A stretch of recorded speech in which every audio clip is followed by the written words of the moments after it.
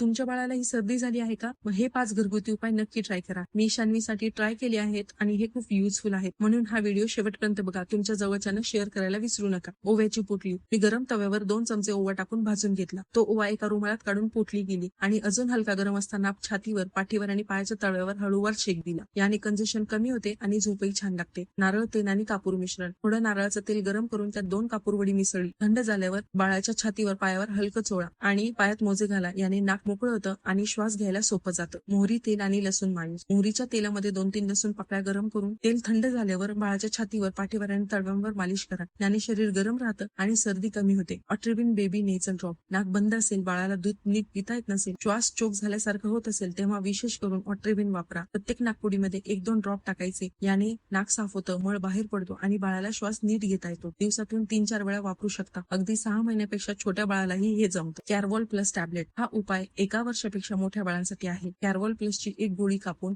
2 tissue पेपरवर टाकला आणि बाळ जिथे झोपलं तिथे अंतराने ठेवा. बाळाला व्यवस्थित झाकून झोपा, म्हणजे त्याच्या वासाने नाक मोकळं होईल आणि सर्दीही कमी होईल. मोठ्यांनी मात्र याची थेट वाफ घेतली तरी चालते. याने लगेच चोकिंग कमी होते. काही युजफुल टिप्स. 6 महिन्याखाली बाळ असेल तर फुल बाथ टाळा. फक्त कोमट पाण्याने स्पंज बाथ द्या. बाळ सतत रडत असेल, ताप असेल किंवा श्वास घ्यायला त्रास होत असेल तर त्वरित डॉक्टरांकडे जा. हे उपाय फक्त हलक्या सर्दीसाठी आहेत. गंभीर लक्षणे असतील तर घरगुती उपायांवर अवलंबून राहू नका.